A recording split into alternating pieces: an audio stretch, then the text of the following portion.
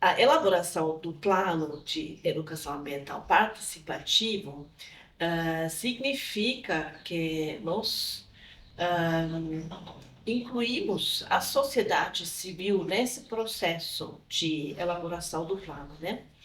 E para saber o que é necessário fazer, a gente partiu de um diagnóstico participativo. Isso faz parte do marco situacional. A gente quis primeiro entender ah, qual o território onde nós estamos, né?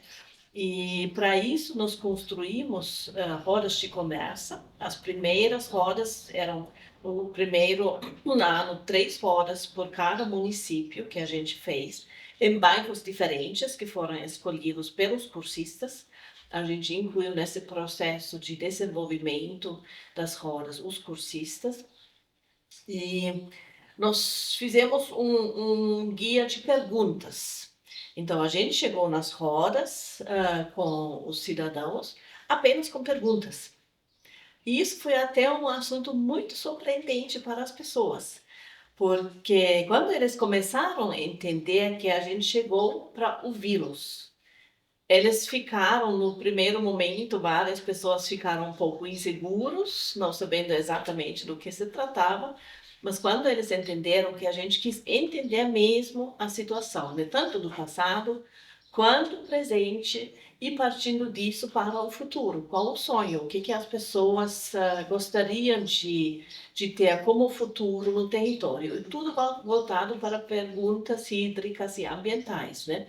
E lógico, olhando para a sociedade, do que as pessoas ganharam um pão antigamente, o que eles estão fazendo hoje, né, para ter a economia, né?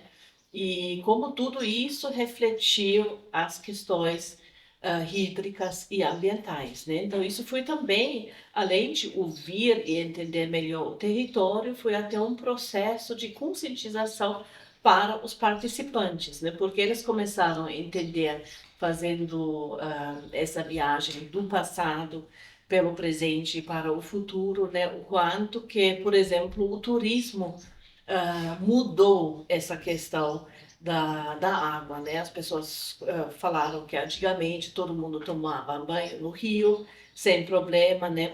E agora com maior ocupação do solo e muitos turistas que vêm, né? Até em Campos tem números de milhões de turistas que vêm por ano, né? Ou até mais. Isso afeta bastante também essas questões hídricas e ambientais.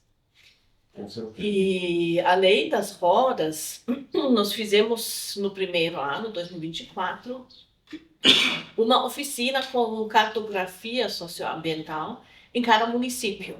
E todos esses eventos, quando as rodas e as oficinas, sempre a gente convidou de forma aberta, né, as pessoas. Quem quis vir participar estava super bem-vindo, né? E na oficina da cartografia socioambiental, a gente trouxe um mapa do município, então esses eventos eram municipais, e pedimos, através de perguntas, as pessoas, colocamos eles em grupos menores e pedimos para eles apontarem onde tem, quais os problemas que tem no território, os desafios, né? Que a gente trabalhou também essas perguntas com os cursistas e as pessoas que participaram dessas oficinas, eles que apontaram. Ó, aqui tem questões de água, tem falta de água, tem devastação por diferentes questões, por exemplo, fogos ou construções, uma grande pressão imobiliária, umas regiões, né? Vários assuntos que a gente conseguiu trabalhar. E tudo isso que a gente conseguiu através das rodas e das oficinas foi sistematizado depois, a gente começou a sistematizar para o plano. Na segunda, em um momento, a gente fez, compartilhou, foi no começo deste ano 2025, a gente compartilhou. os resultados com o público, né? E tinha muitas pessoas aqui, foi aqui na Casa da Cultura, acho que foram mais que entre 40 e 50 pessoas que participaram, né? Então tinha muito interesse das pessoas ouvirem quais foram os resultados. E o interessante é que a gente tem resultados que são iguais nos 3 municípios, problemas, desafios que são iguais, e tem também bastante diferenças entre os 3 municípios. Então, vale muito a pena depois ler o nosso diagnóstico e o plano, né, para entender melhor essas questões.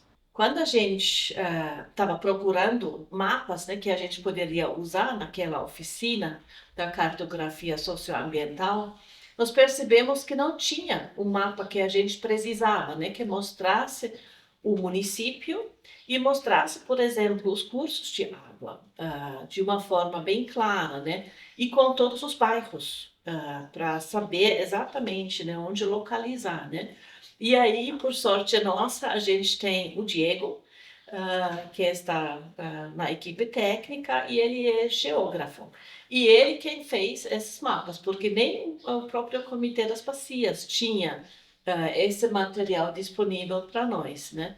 Então, esses mapas também são um produto do projeto mesmo, né?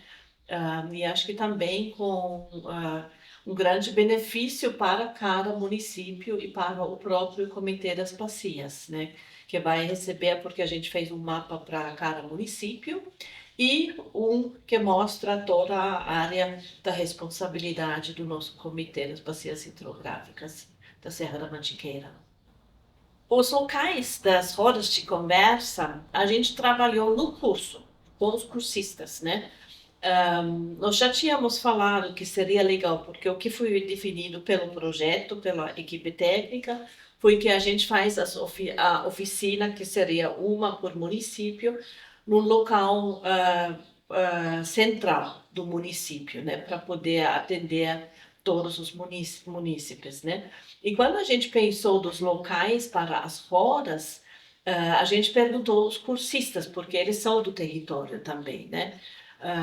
Perguntamos a eles onde que seria importante fazer essas rodas, né? Por um lado, a gente quis ter uma grande abrangência, se possível, no território, né? Mas também com esse olhar onde que seriam os pontos mais importantes, no sentido de ali tem grandes desafios, por exemplo, naquele município, né? Porém, também foi uma questão onde que a gente poderia ter o suficientemente público também para participar, né? Então, eram várias questões e a gente decidiu fazer nesses bairros que a gente apontou nos 3 municípios, né? Mas foram em 3 locais diferentes, as rodas de conversa. 3 locais diferentes em cada município? Em cada município. Então, 3 locais diferentes em cada município. E depois, quando a gente, na segunda rodada das rodas de conversa, em 2025, a gente levou os resultados do diagnóstico, né? Tanto do diagnóstico documental da pesquisa, que o Diego abordou, quanto o resultado dessas rodas de conversa de 2024 e das oficinas, né? A gente foi para os mesmos bairros em cada município e demos uma devolutiva, o que a gente conseguiu captar através desses diagnósticos. E, nesse momento, depois a gente partiu para a pergunta: quais as ações de educação ambiental que seriam importantes fazer no território perante esses desafios que a gente tem? E conseguimos também captar muitas sugestões muito legais, e todo esse material está entrando no plano de educação ambiental. Então, essa é a parte participativa que a gente convidou a população para participar, e tudo isso se reflete, lógico, com uma sistematização que nós fizemos, né, para conseguir colocar os resultados dos 3 municípios diferentes, né, dentro de uma sistematização. Os participantes eram diversos, isso foi muito interessante, né? Porque, especialmente no começo, nas rodas em 2024, nós fizemos uma dinâmica no começo da roda, né? Por um lado, para quebrar também o gelo, para convidar as pessoas a participarem mesmo de forma ativa, mas a gente tem que captar essa questão, quem são os participantes, qual o perfil deles, né? E a gente fez perguntas, né? Sobre a profissão das pessoas, e muitas vezes era assim que as pessoas tinham dois, três, quatro, até cinco diferentes profissões. Por exemplo, um artesão que tem uma agricultura e pode ser que trabalha ainda na prefeitura também, né? Isso a gente encontrou bastante. E a gente também fez sempre essa questão de quem está há quanto tempo no território, para também saber, né? E isso foi também muito interessante, porque sempre a gente teve grupos muito diversos, né? Como pessoas nativas da região, do município, quanto pessoas que já estão habitando há muito tempo e recém-chegados também, né? Então foi muito interessante essa questão de ter grupos tão diversos, né? Nas oficinas, igualmente, né? A gente também captou essas informações de onde que a pessoa é e quais as profissões. Um resultado muito legal das rodas e das oficinas foi, por um lado, né, de conscientizar as pessoas, porque conversando com as outras pessoas, né, as pessoas começaram de entender também as conexões, né, entre questões ambientais, hídricas e educação ambiental. Ahm, mas uma outra questão foi muito interessante, que uma vez uma pessoa falou para mim, foi em Santo Antônio, que ela achava que ela fosse sozinha com as preocupações dela. E ela ficou super feliz em encontrar tantas pessoas que estavam com as mesmas preocupações. Então, eu acho que o que a gente conseguiu através das rodas e oficinas foi unir pessoas com preocupações de questões hídricas e ambientais, né? Eu acho que isso foi um grande resultado também, né? Além dos assuntos, além da captação das sugestões, ideias, né, das pessoas, mas exatamente esse ponto de deixar as pessoas sentirem também essa união, né? E era muito interessante, independentemente qual foi a origem da pessoa, se nativa ou recém-chegada, né? Quando a gente perguntou dos sonhos, era mágico como as pessoas ficaram unidas, né? E independentemente das questões que eles mesmo relataram, né?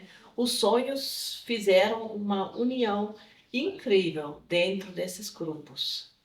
E como já comentamos no começo, né, que a gente tinha dividido as responsabilidades, né? E essa parte do diagnóstico participativo, as rodas e as oficinas, ficou mais sob a responsabilidade da Kelly e de mim. E Klaus e Diego Iná e Marina, eles trabalhavam mais na pesquisa documental. E chegou um ponto que ele e eu ficamos até curiosos para saber se os resultados que a gente conseguiu através do diagnóstico participativo das rodas e oficinas, se esses resultados se mostrassem também no diagnóstico da pesquisa documental, né? E isso foi um outro momento muito feliz para nós no projeto, quando a gente, que ele e eu, começávamos a estudar a pesquisa documental, e a gente conseguiu ver que, mesmo em algumas situações, por exemplo, em campos, tinha uma roda com poucas pessoas, uma vez, né?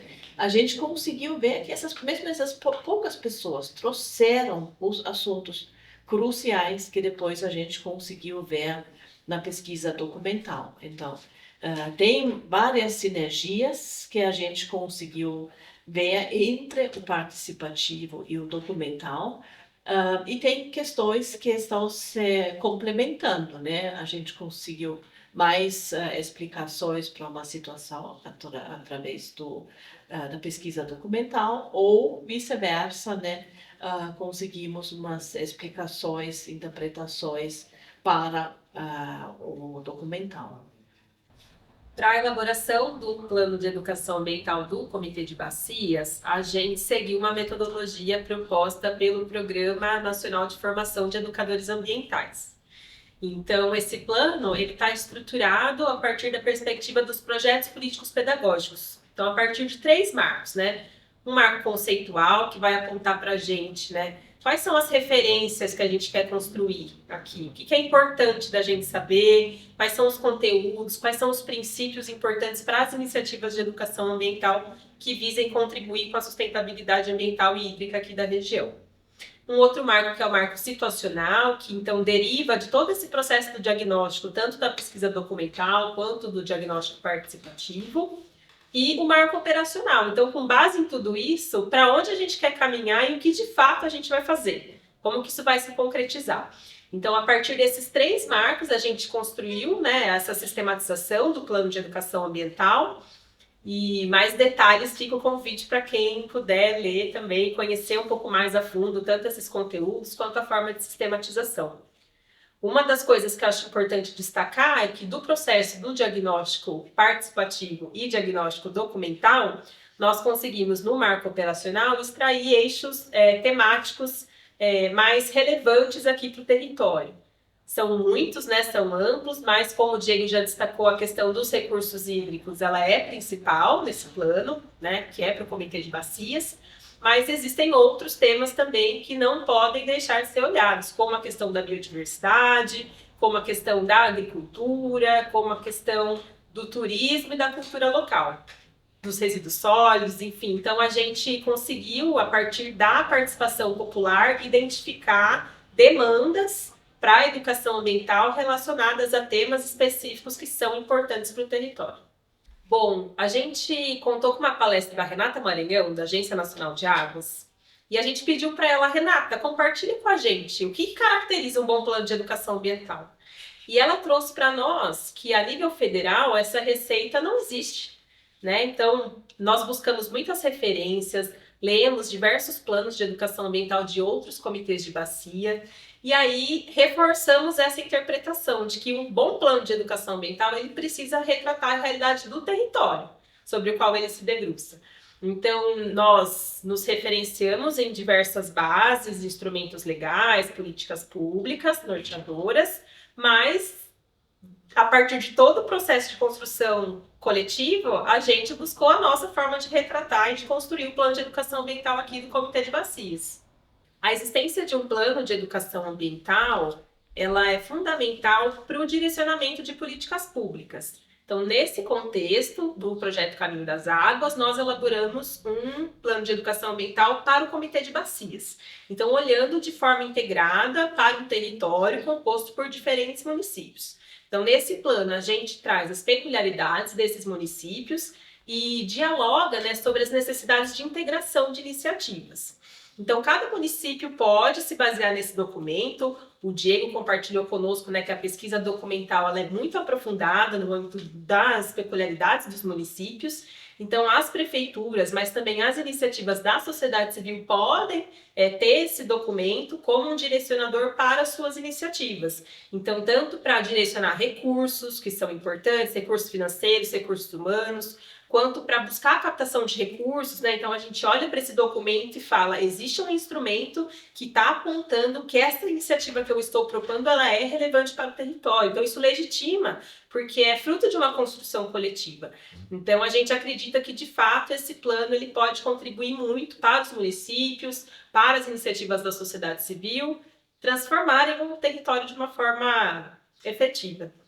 Então, para a governança, né, para a gestão dos recursos hídricos, os processos de sensibilização, de conscientização, eles são fundamentais, inclusive para promover, para provocar a participação popular. Então, nesses planos de educação ambiental, que são diversos, né, a gente acabou de falar que não existe uma receita, então cada comitê vai encontrar os caminhos necessários para promover a educação ambiental no seu território. eles apontam caminhos e direcionam recursos. Uma das coisas importantes é os comitês de bacia, eles conseguem investir recursos por meio do Fundo Estadual de Recursos Hídricos para iniciativas de educação ambiental, para projetos. Então, esses planos de educação ambiental legitimam esses investimentos, priorizam investimentos que são importantes. Então, o comitê, ele é um agente ativo no território que provoca, né, que promove, financia iniciativas importantes de educação ambiental. A educação ambiental, ela é fundamental para que a gente possa promover a reflexão, a sensibilização das pessoas em relação às temáticas socioambientais, para promover práticas, né? A gente trabalha num aspecto conceitual, num aspecto da sensibilização, mas a gente precisa, sobretudo, promover mudanças significativas, né, nos territórios.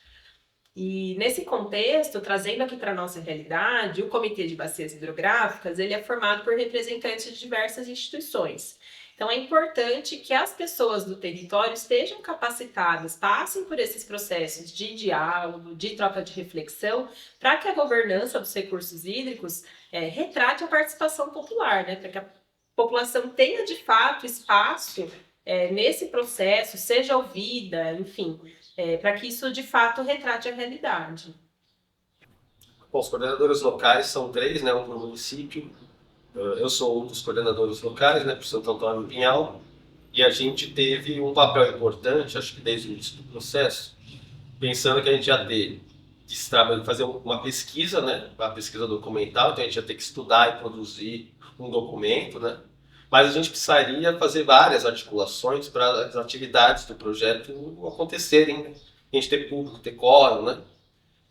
Então, assim, acho que logo no início, né, o nosso trabalho é de ajudar a divulgar os cursos, para você divulgar, e ter os cursistas, os interessados em participar, a gente fazer os contatos com os municípios, para ter os locais de atividades, os locais dos diálogos, fazer a divulgação no nível local, muitas vezes foi impressa, né? Nem sempre ela foi uma divulgação virtual, às vezes a gente precisava ir no mercadinho e pôr lá com cartazes, né, para ter um público, enfim.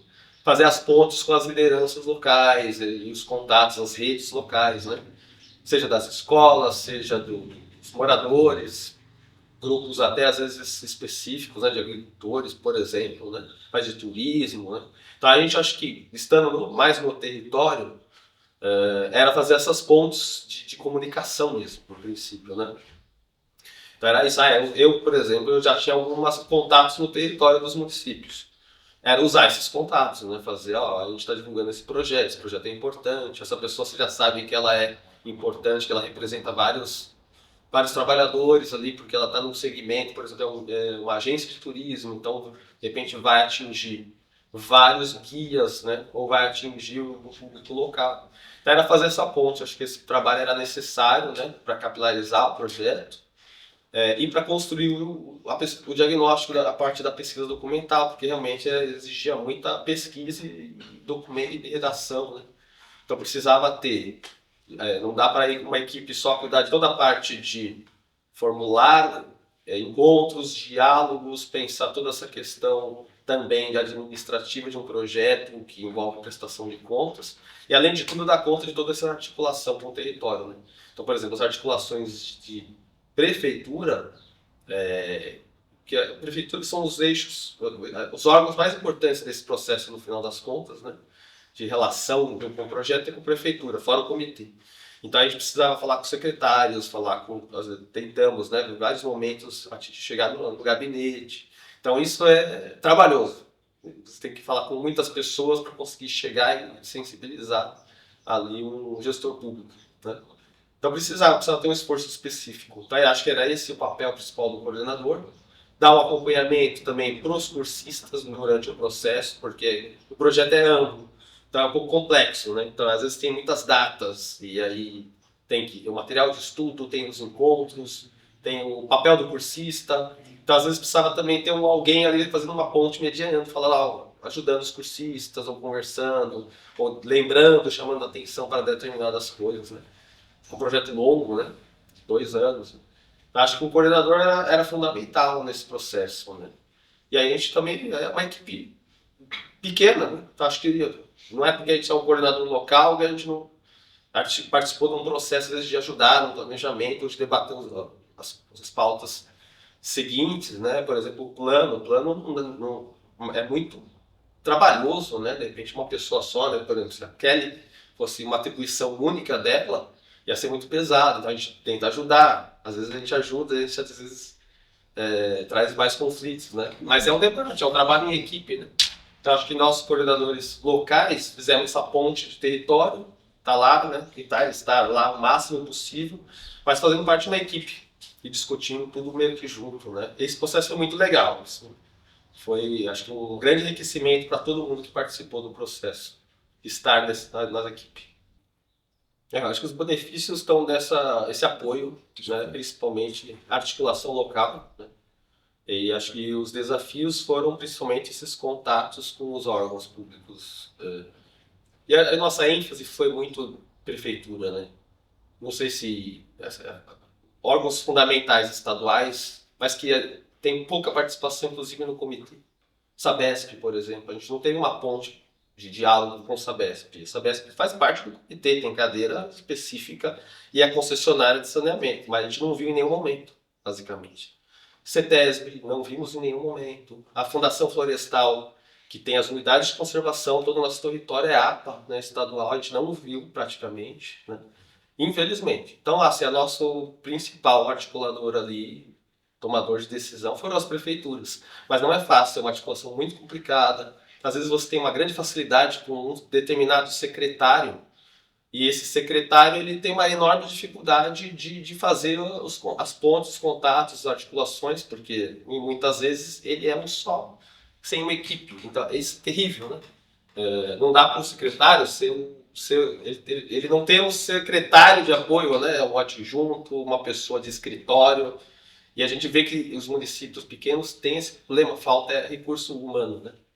Então essa ponte, assim, às vezes você tem um baita contato, mas ele não tem meios de fazer, executar. Então a gente sentiu essa dificuldade até no processo de agendar um local para você poder fazer um encontro, um diálogo. É uma dificuldade. E não é por má vontade, né? É por dificuldade institucional. Então esses problemas institucionais são complexos. E a gente percebeu outra coisa, né? A educação ambiental não é prioridade de nenhuma pauta pública, né? Ninguém fala de educação ambiental. Embora a educação ambiental fale de tudo que é importante, ninguém fala da educação ambiental. Então ela não aparece como uma grande prioridade para o gestor público ali no momento que ele tem que resolver problemas, né? E aí, por a gente não ser uma prioridade, muitas vezes a gente realmente sentiu essa dificuldade. Então, é uma dificuldade inerente para quem trabalha com educação ambiental ou quem trabalha com conservação. São pautas que, por mais importantes que sejam, isso está mais claro, na prática não é, por uma série de coisas. E esse é o desafio da educação ambiental, né? Que você precisa convencer a grande maioria da sociedade para que o problema, né, seja olhar, a gente passa a ter foco para os problemas, né? Porque o problema ambiental é central. Então a gente sente isso na prática quando você vai lidar no nível local com os municípios. E faz parte, né? Então a gente viu isso na prática. Mas não quer dizer que não tivemos apoio nem retorno. A gente teve, na medida do possível, o comitê acho que ajudou nesse processo, principalmente a Câmara Técnica de Turismo e Educação Ambiental, que esteve sempre nesse papel de promover essa facilitação, né? E acho que também, sem eles, também seria sido bem mais difícil. Eu imagino que, assim, além a educação ambiental, ela surte um efeito, né? Ele é sempre pequeno, vamos dizer, em termos de quantidade, né, de pessoas que a gente consegue atingir, mas sempre surte um efeito, né? Aquele coisa, o passinho trabalho de formiguinha, né? Aos pouquinhos. Mas ele vai surtir um efeito. Só que qual é o efeito que a gente precisa? É que a sociedade como um todo entenda esses problemas e cobre por, né? Você não vai ver num debate, por exemplo, eleitoral, educação ambiental aparecer em nenhum momento. Embora os problemas ambientais estejam óbvios ali, né? Só que é debatido isso? Praticamente não. Só passa a ser debatido no momento que as pessoas cobram. Então a gente precisa que a educação ambiental atinja o público, né? Acho que o objetivo do plano é esse, e que ficou claro, né, no processo nosso, né, as dificuldades que eu citei. E aos pouquinhos a gente vai, né? Só que a gente precisa atingir a sociedade como um todo para que ela cobre isso, né? Para que depois isso vire realmente uma pauta relevante e a gente não deixe isso de lado, né? Enfim, é uma questão bem complexa de política, de gestão pública. Né? Que se não fosse tão complexa, a gente não estaria vivendo a emergência climática que a gente está vivendo. Faz parte. Né? Bem, como em qualquer projeto ou qualquer política pública, é fundamental que a gente aprende das nossas próprias experiências, né? Então, o acompanhamento, né, que a gente faz em termos técnicos científicos visa justamente avaliar as próprias experiências, né? Então, as experiências da nossa própria projeto, né? Então, e a gente avalia isso, por um lado, no final, né? A gente faz um relatório de tudo que foi feito, né? Tentando analisar criticamente essa experiência. Qual o objetivo disso? O objetivo é de aprender dos nossos feitos, né? Dos conquistas, dos avanços, como também os problemas, limitações, né? Eu acho que essa é fundamental de um acompanhamento técnico-científico. A gente fala de acompanhamento porque não é só no final que muitas vezes se faz uma avaliação de um projeto, né? Depois ter concluído o projeto, né? Mas a gente optou desde o início para fazer um processo contínuo de acompanhamento do projeto. Quer dizer o quê? É basicamente dialogar com o resto do nosso grupo de execução do projeto para refletir sobre o que a gente alcançou. Em que sentido a gente avançou? Quais problemas vêm surgindo, né? Ou seja, é um processo contínuo de reflexão sobre os avanços, os feitos e as limitações do projeto para melhorar, para de alguma forma fazer ajustes da nossa estratégia, né? Por um lado, a gente percebeu, por exemplo, o problema da mobilização. A gente vai ter que mudar isso porque a gente, em certos momentos, não tivemos tantas adesões de pessoas das comunidades. E aí, como podemos fazer isso para melhorar esse processo? Então, não é que eu, como professor da universidade, vai dizer o que deveria ser feito, mas a gente sempre discutiu em conjunto, né? Porque eles conhecem, eles têm o contato com as comunidades, né? Acabamos de ouvir o Diego falar sobre o papel dos coordenadores sociais. Eles são essenciais porque eles conhecem o território, eles conhecem com quais pessoas eles têm que conversar e quais são os públicos que a gente tem que mobilizar mais, né? Então, acho que isso é fundamental, esse acompanhamento contínuo e, no final, evidentemente, fazer uma avaliação geral da proposta do projeto, né? Para discutir isso e chegar às nossas recomendações finais. Um outro aspecto importante, né, do meu papel dentro do projeto geral é uma contribuição, evidentemente, para o curso de extensão, né, da formação dos educadores ambientais, né? Então, a gente está, de alguma forma, certa legitimidade a esse processo, né? Porque a gente faz um processo, um curso bastante bem estruturado, né? Então, isso foi também elaborado em conjunto com aqueles que têm experiência na própria educação ambiental, né? Mas para nós termos um processo, de fato, de aprendizagem que coloca esses aprendizes, né? Aqueles que, de alguma forma, gostariam de se engajar mais na educação ambiental, tem instrumentos, né? E tem processos e aprendizagens que eles podem utilizar, aplicar em projetos futuros, né? Então, acho que essa também é um aspecto importante da minha atuação, né? Além disso, tem o próprio, né, já foi falado bastante sobre os diagnósticos, né?